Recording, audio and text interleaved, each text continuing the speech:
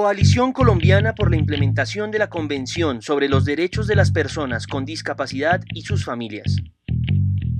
La Coalición Colombiana por la implementación de la Convención en Colombia nace con el objetivo de elaborar el informe Sombra para presentar frente a la ONU y dar cuenta del cumplimiento de Colombia como Estado parte que ratifica la Convención de Naciones Unidas sobre los Derechos de las Personas con Discapacidad. La sociedad civil, las organizaciones y redes de personas con discapacidad y activistas, líderes independientes, hombres y mujeres, deciden organizarse para hacerle un seguimiento a la implementación de esta convención en Colombia. Para nosotros fue bien interesante unirnos como miembros de regiones y conformar la red nacional. ¿Esto a qué conlleva? A que se visibilizara precisamente todos los líderes, las personas y las acciones que se están llevando en las regiones y en las regiones también más apartadas, que están descentralizadas, digamos que a Bogotá. ¿Qué es la Convención sobre los Derechos de las Personas con Discapacidad? En el año 2006, las Naciones Unidas presentan la Convención Internacional sobre los Derechos de las Personas con Discapacidad. Es decir, las organizaciones de personas con discapacidad del mundo entero buscaron una coalición donde quedaran establecidos cuáles eran los derechos que tenían en particular las personas con discapacidad y cuáles eran las obligaciones del Estado. Es hecho ley en Colombia en el 2009 con la ley 1346. Aquí el Estado colombiano da el primer paso para incorporar en su bloque de constitucionalidad este mandato o este instrumento internacional de derechos humanos de personas con discapacidad. Y lo que se obliga el Estado es que cada 4 años o cada un tiempo específico presenta un informe de cómo va el desarrollo de la Convención en Colombia. Con la firma y ratificación de la Convención, el Estado parte adquiere la obligación de implementar sus mandatos y presentar cada 4 años un informe gubernamental. Entonces, ¿qué es el informe Sombra? Es un documento que se construye para mostrar la situación de derechos humanos que viven las personas con discapacidad en Colombia ante el Comité de Discapacidad de la ONU. Es visibilizar un poco la realidad que nosotros vemos, ¿sí? Y mostrar cosas que el informe oficial no muestra. Sirve específicamente para poder decirle a la Organización de Naciones Unidas que nosotros primero existimos como personas y segundo que hay inmensidad de cosas que se dicen en el papel pero que en la realidad no. ¿Cómo se elaboró el informe Sombra? Duramos 2 años ayudando a construir ese informe, encontrándonos, por ejemplo, acá en Bogotá, casi cada mes, apoyados por Handicap Internacional desde la parte logística para poder desplazarnos e ir articulando acciones para que se generara ese informe Sombra. Lo que se hizo en un principio fue hacer una división de la Convención por sus artículos y crear grupos de trabajo. Primero mirar qué contiene el artículo, cada uno de los artículos, qué establece la legislación colombiana. Y se inició, digamos, un proceso primero de recolección de información, de identificación de casos significativos, digamos, poder estudiar ciertas situaciones, qué mecanismos y qué instancias del gobierno funcionan y qué problemas se han presentado y cómo podemos documentar esas dificultades. Esta recolección de información, digamos, partía de las regiones y de alguna manera se centralizaba acá y se lograba poner, digamos, en los términos que tiene que presentarse el informe con sus requerimientos, digamos, técnicos.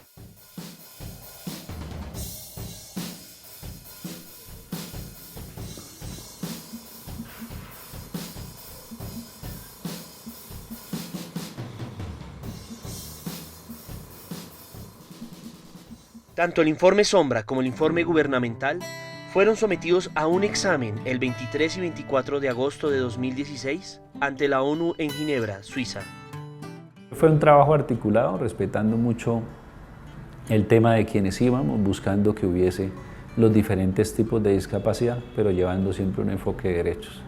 Eso creo que fue lo más lo más acertado que pudimos hacer en nuestro momento en Ginebra.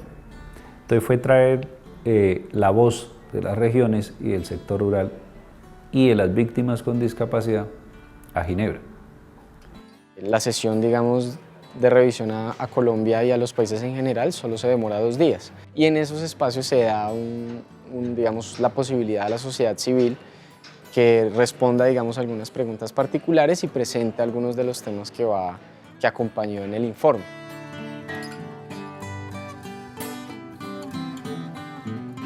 El Comité de Derechos de Personas con Discapacidad de Ginebra de las Naciones Unidas tiene diferentes insumos, 4 informes sombras o 4 informes complementarios de la sociedad civil colombiana, ¿sí?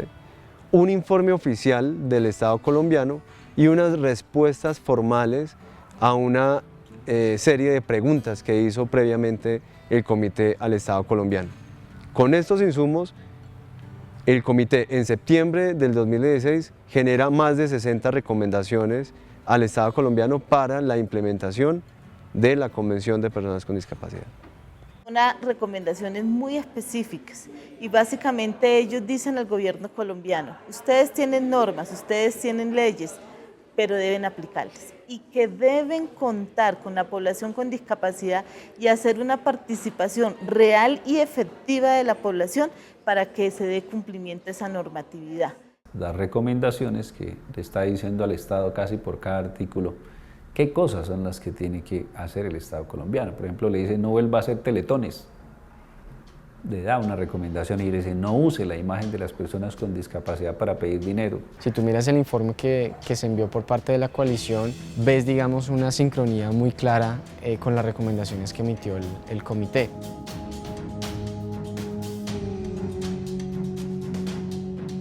La ONU hace más de 60 recomendaciones, tocando temas como falta de información y cifras confiables para el registro y estadísticas sobre discapacidad.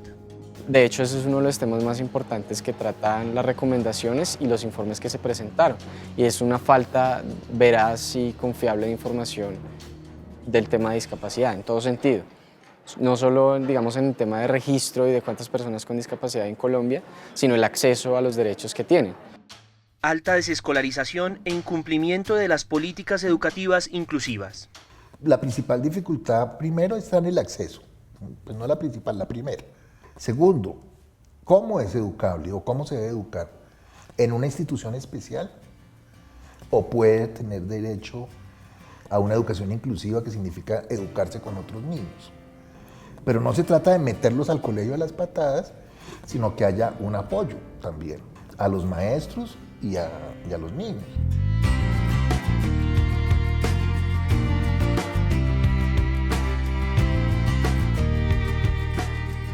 Yo ingresé a estudiar en una universidad de educación superior común y corriente privada, a estudiar psicología. No pagaba porque había conseguido una beca, pero pues para mí no era suficiente. Yo necesitaba tener guías intérpretes, que son 2, y donde la universidad me decía que no era posible.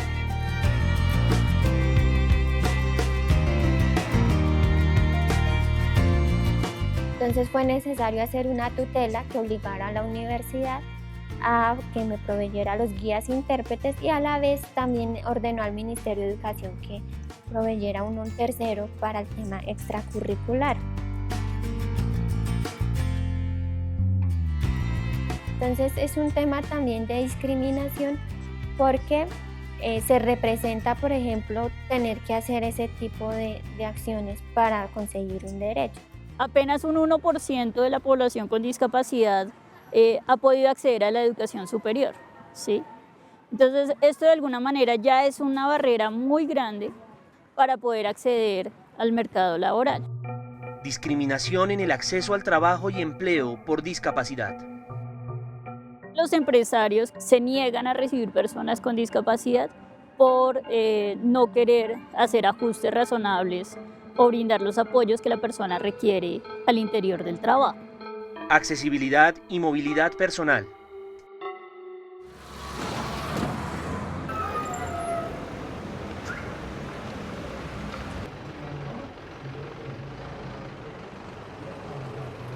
A Colombia le falta mucho.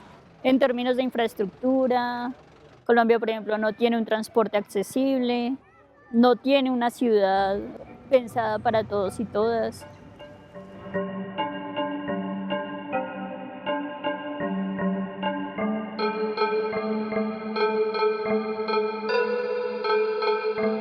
Situaciones de riesgo y emergencia humanitaria.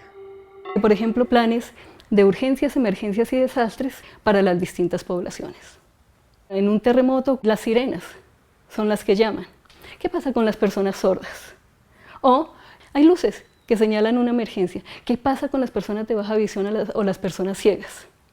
O si estamos en el 5º piso, como nos sucede a nosotros, hay un usuario de silla de ruedas. ¿Qué va a pasar para evacuar a esa persona que no puede usar un ascensor en ese momento? Libertad y seguridad de la persona.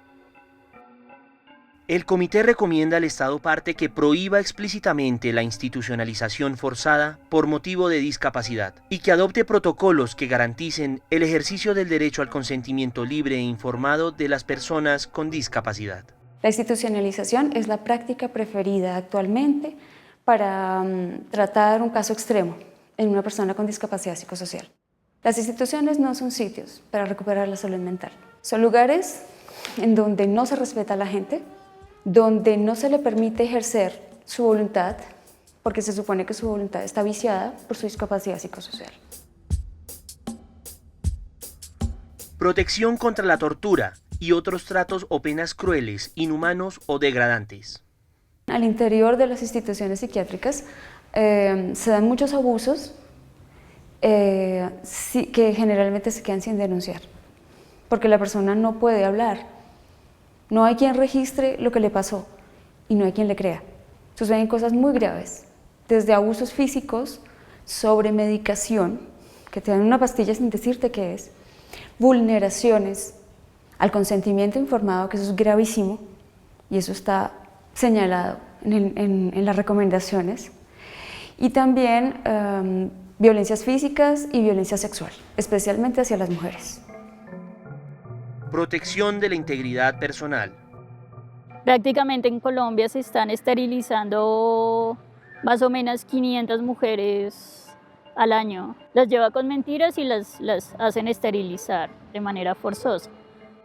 Esto lo denunciamos ante la ONU porque encontramos que además el Estado colombiano, en una de las sentencias de la Corte, que es la sentencia 182, de la Corte Constitucional, prácticamente está avalando las esterilizaciones forzadas en personas con discapacidad.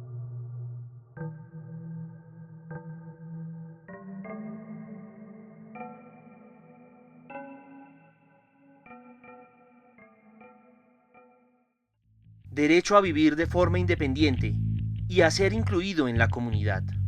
Nos afecta muchísimo ver que no podemos realmente tener una vida completamente autónoma. La asistencia social solamente se queda en un bono alimentario mensual, ¿no? Y creen que con eso ya resuelven el problema. Y uno dice, bueno, pero yo no tengo derecho a la educación, no tengo derecho al empleo, no tengo derecho a la recreación. Estas son algunas de las recomendaciones que el Comité de la ONU realizó a Colombia el 31 de agosto de 2016, apoyado en el trabajo de la coalición. Entonces, ¿cuál fue el rol de Handicap International en la coalición? Realmente, si no hubiera existido el apoyo de Handicap, no se hubiera podido unir las fuerzas de estas diferentes organizaciones que trabajamos por los derechos de las personas con discapacidad para adelantar la ejecución del informe Sombra. La ONU solamente hubiera conocido el informe del Estado y no hubiera podido conocer la perspectiva de la sociedad civil y de las organizaciones. Handicap tiene definido apoyar a organizaciones y redes de personas con discapacidad en donde se encuentren. En este caso en Colombia, garantiza la autonomía de la coalición solo brindando un apoyo logístico. Nosotros imprimimos las recomendaciones con los recursos que nos financió Handicap. Pudimos estar en lugares donde, digamos, no teníamos tanta fuerza.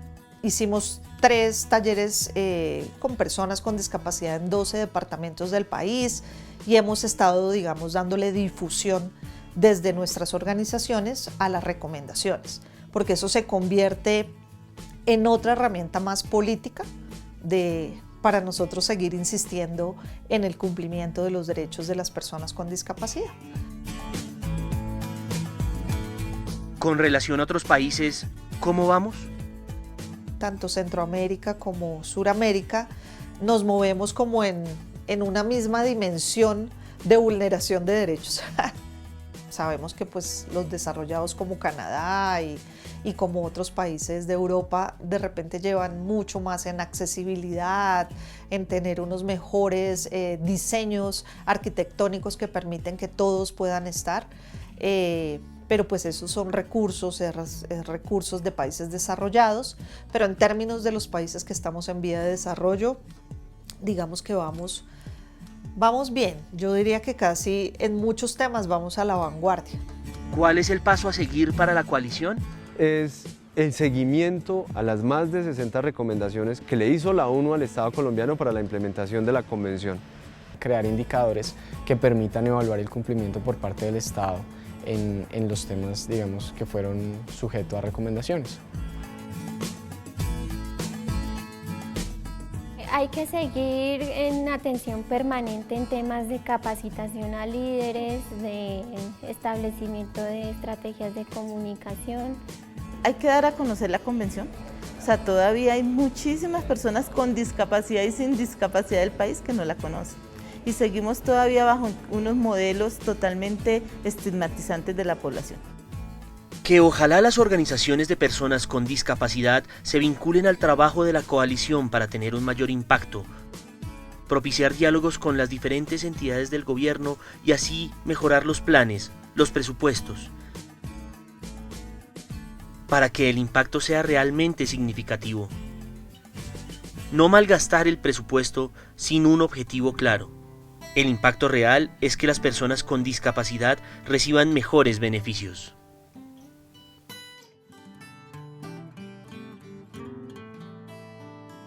Que realmente seamos un movimiento. Los movimientos se hacen fuertes cuando el discurso es unificado. Puede haber una normatividad escrita, pero si tú te enfrentas a una barrera actitudinal, al estigma, puede haber la política pública escrita que haya, pero pues si nosotros como sociedad, como comunidad no derribamos estas barreras, va a ser muy difícil. La discapacidad no es un asunto individual, sino es un tema que involucra a toda la sociedad. O sea, lo que se trata es de que construyamos una sociedad donde podamos vivir la diferencia. Independientemente si nuestra diferencia es por ser mujer o por ser afro o por tener alguna afiliación a algún grupo étnico o por tener algún tipo de discapacidad. Creo que todos estamos construyendo paz y la paz se construye dando espacio para todos, reconociendo nuestra diversidad.